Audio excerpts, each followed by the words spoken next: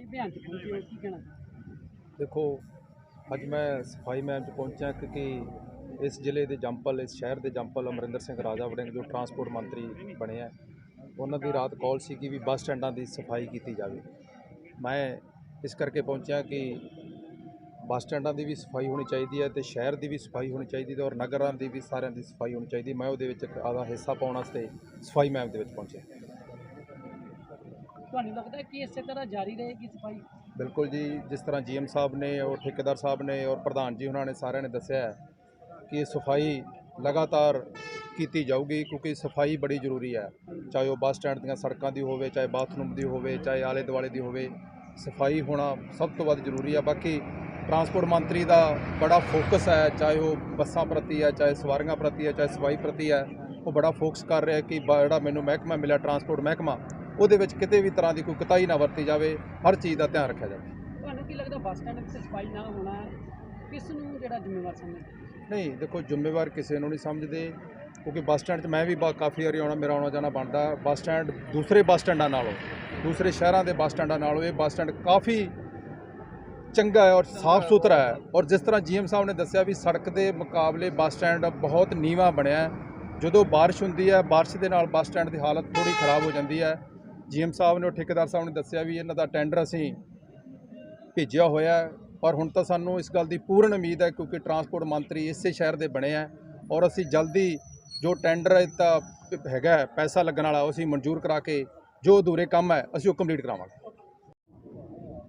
प्रधान जी अज bus stand की सफाई मुहिम शुरू कराई गई है, पहला नहीं कदे इस तरह का होया। मंत्री साहब वालों एक आदेश जारी होया कि सारे पंजाब के बस स्टैंडों की सफाई कराई जाए, की कहना चाहोगे? साडे मानयोग मुख मंत्री साहब और साडे मंत्री साहब राजा वड़िंग जी उन्होंने देशानुसार उन्होंने दिल च इच्छा है कि सारे पंजाब में साफ सुथरा रखना और मंत्री साहब का स्पैशल हुक्म होया सानू कि जिन्ने भी बस स्टैंड आ क्योंकि उन्हें जिम्मेवारी है ट्रांसपोर्ट मंत्री आ इन्हों वध तो वध सुंदर बनाया जाए और जिन्नी भी वध तो सफाई हो सके सफाई करनी चाहिए इन्हों की।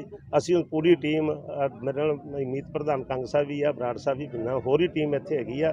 अज असी ये परण करन लगे हैं कि बस स्टैंड तो इलावा भी कल भी शहर की सफाई कराई कोटपुर रोड पर सफाई की मुहिम जी है वो जरूरी है और असी हो सकता तुहानूं 5-4 महीनों असीं मुक्तसर सोलर वेस्ट मशीन असीं मंजूर कराई है। असीं वो 3-4 महीना जो उनका ऑपरेशन बन के कनैक्शन लैके वो तैयार हो जाऊगा और जिन्ने भी ये डंप डेली चक्के जाएंगे और सारी सफाई शहर की कूड़ा सारा खत्म कर देंगे 6-7 महीने में। ਤੁਹਾਨੂੰ नहीं लगता मंत्री साहब के कहण ते हुण जिहड़ी सफाई अभियान शुरू होया जिहड़ा पहला अधिकारी सुत्ते नज़र आउंदे क्योंकि देखो शहर की सफाई तो सड़क असीं करी जाने बाकी हुण बस स्टैंड पिछे सानूं स्पैशल दिता हुई असीं इहदा भी ख्याल रखांगे जो मंत्री साहब हुक्म असीं मन्नांगे।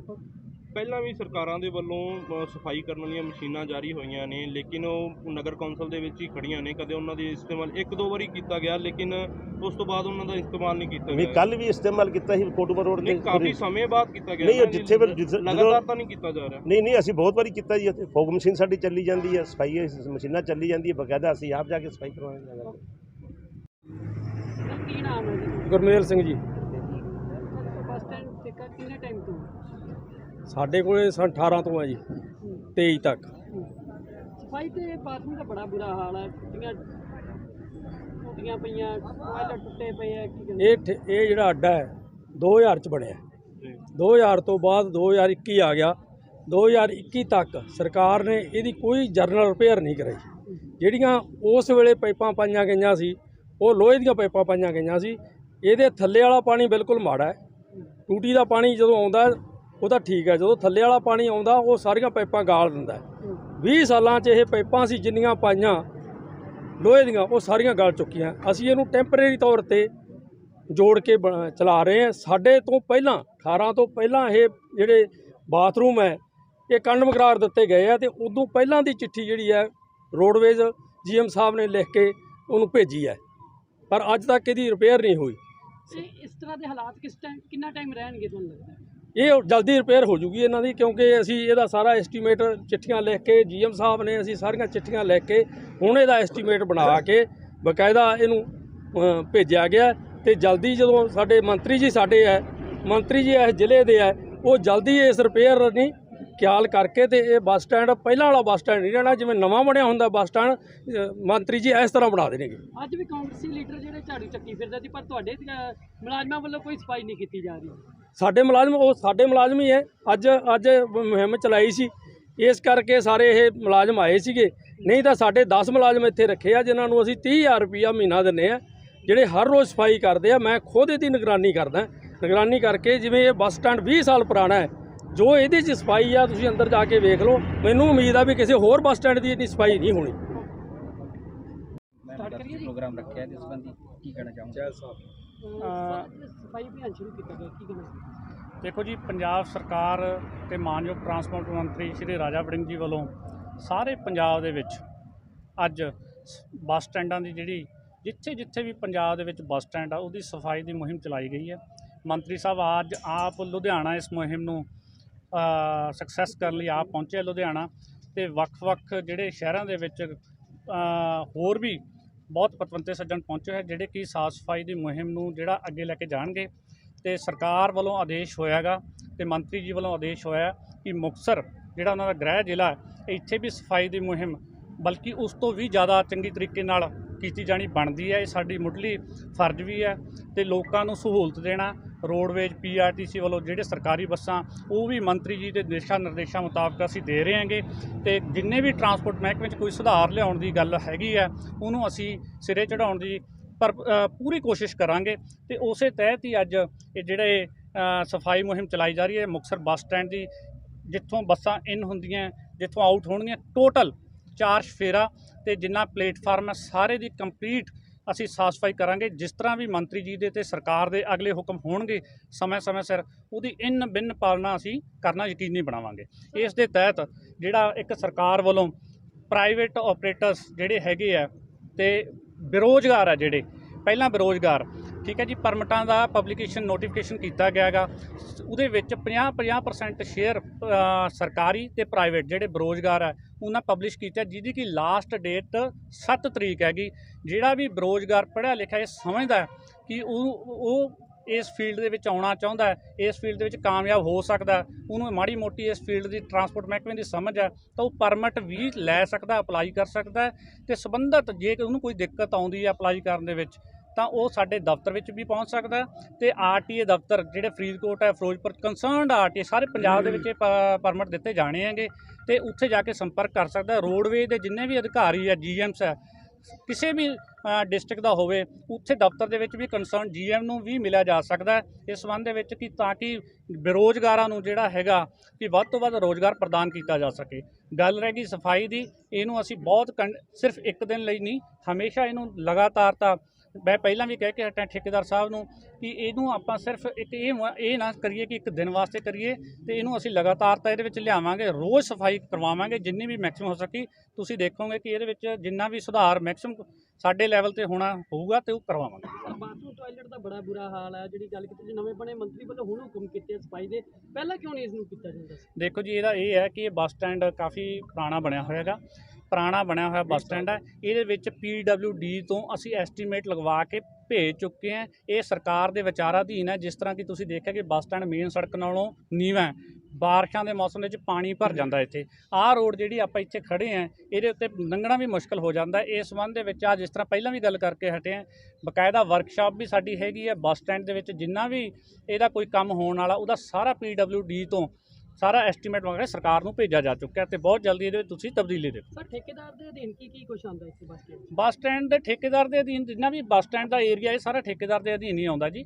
ਅੱਡਾ ਫੀਸ ਹੋ ਗਈ, ਇਹਦੇ ਸ਼ਾਪਸ ਹੋ ਗਈਆਂ, ਜਿੰਨਾ ਵੀ ਹੈਗੇ ਦੇਖ ਰੇਖ 'ਚ ਸਾਡਾ ਪ੍ਰੋਪਰ ਇਹਨਾਂ ਨਾਲ ਐਗਰੀਮੈਂਟ ਹੋਇਆ ਹੈਗਾ। ਇਹ ਸਾਰਾ ਬੱਸ ਸਟੈਂਡ ਦੀ ਦੇਖ ਰੇਖ ਫਿਲਹਾਲ ਇਹੀ ਕਰ ਰਹੇ। ਸਫਾਈ ਦੀ ਉਹਨਾਂ ਦੀ ਵੀ ਜ਼ਿੰਮੇਵਾਰੀ ਹੈ? ਸਫਾਈ ਦੀ ਜ਼ਿੰਮੇਵਾਰੀ ਇਹਨਾਂ ਦੀ ਹੋਈ ਹੈ ਜੀ, ਠੇਕੇਦਾਰ ਦੀ ਹੈ ਨਾ। ਜੋ ਠੇਕੇਦਾਰ ਬੱਸ ਸਟੈਂਡ ਦੇਖ ਰਿਹਾ ਤਾਂ ਠੇਕੇਦਾਰ ਦੀ ਹੋਈ ਜ਼ਿੰਮੇਵਾਰੀ ਹੈਗੀ ਹੈ।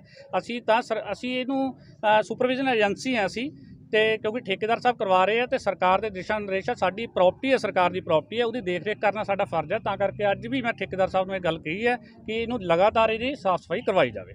ਲੇਕਿਨ ਮੰਤਰੀ ਸਾਹਿਬ ਵੱਲੋਂ ਤਾਂ ਕੱਲ ਪਰਸੋਂ ਦੇ ਵਿੱਚ ਹੀ ਇਹ ਆਦੇਸ਼ ਜਾਰੀ ਕੀਤੇ ਗਏ ਨੇ ਪੰਜਾਬ ਦੇ ਕੋਈ ਵੀ ਬੱਸ ਸਟੈਂਡ ਹੋਵੇ ਉਹਨੂੰ ਪੂਰਨ ਤੌਰ ਤੇ ਸਾਫ਼ ਸਫਾਈ ਰੱਖੀ ਜਾਵੇ, ਲੇਕਿਨ ਠੇਕੇਦਾਰੀ ਸਾਹਿਬ ਤਾਂ ਕਾਫੀ ਸਮੇਂ ਤੋਂ ਇੱਥੇ ਠੇਕੇਦਾਰੀ ਕਰਦੇ ਆ ਰਹੇ ਆ, ਉਦੋਂ ਨਹੀਂ ਧਿਆਨ ਦਿੱਤਾ ਗਿਆ ਕਿ ਨਹੀਂ, ਐਗਰੀਮੈਂਟ ਦੇ ਮੁਤਾਬਕ ਜਿੰਨਾ ਵੀ ਐਗਰੀਮੈਂਟ ਸੀਗਾ, ਠੀਕ ਹੈ ਜੀ, ਉਸ ਮੁਤਾਬਕ ਸਫਾਈ ਇਹਨਾਂ ਨੇ ਕਰਮਚਾਰੀ ਰੱਖੇ ਹੋਏ ਹੈਗੇ, ਸਾਫ਼ ਸਫਾਈ ਇਹਦੇ ਵਿੱਚ ਅਸੀਂ ਟਾਈਮ ਟੂ ਟਾਈਮ ਜਿਹੜਾ ਹੈਗਾ ਇਹਨਾਂ ਨੂੰ ਇਹ ਗੱਲ ਕਹਿੰਦੇ ਵੀ ਹੈ ਕਿ ਜੇ ਕਿਤੇ ਵੀ ਸਾਡੇ ਧਿਆਨ ਦੇ ਵਿੱਚ ਆਉਂਦਾ ਗਾ ਤੇ ਅਸੀਂ ਇਹਨਾਂ ਨੂੰ ਉਹਦੀ ਰਿਟਨ ਦੇ ਵਿੱਚ ਨੋਟਸ ਦਿੰਦੇ ਆ ਕਿ ਫਲਾਨੀ ਜਗ੍ਹਾ ਗੰਦ ਪਿਆ ਜਾਂ ਇਸ ਤਰ੍ਹਾਂ ਆ ਕੋਈ ਪ੍ਰੋਬਲਮ ਆ ਰਹੀ ਹੈ, ਤਾਂ ਉਹ ਇਹਨਾਂ ਨੂੰ ਟਾਈਮ ਟੂ ਟਾਈਮ ਅਸੀਂ ਦੱਸਦੇ ਹਾਂ। ਤੇ ਹੁਣ ਵੀ ਇਹਨਾਂ ਨੂੰ ਇਹ ਹਦਾਇਤ ਵੀ ਮੈਂ ਪਹਿਲਾਂ ਵੀ ਕਰਕੇ ਹਟਿਆ ਤੇ ਹੁਣ ਵੀ ਕਰਾਂਗਾ ਕਿ ਬੱਸ ਸਟੈਂਡ ਦੀ ਜਿਹੜੀ ਸਾਫ਼ ਸਫਾਈ ਉਹਨੂੰ ਮੁਕੰਮਲ ਕੀਤਾ ਜਾਵੇ, ਪੂਰਾ ਸਹੀ ਢੰਗ ਨਾਲ ਕੀਤਾ ਜਾਵੇ।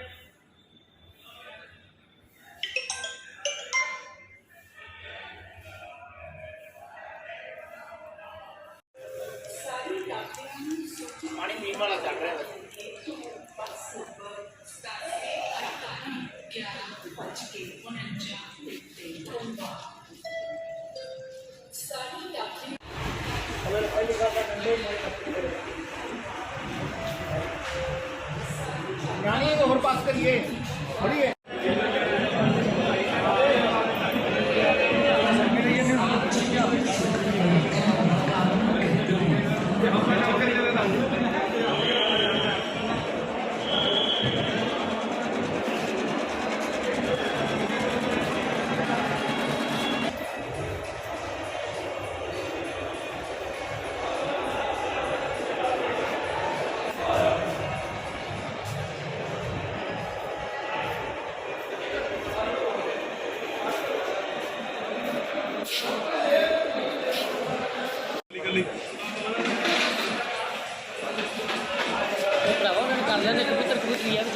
ਉਹਨਾਂ ਸਪੀਕਰ ਦਾ ਵੇਟ ਆਉਂਦਾ ਉੱਤੇ ਬਿਠਾ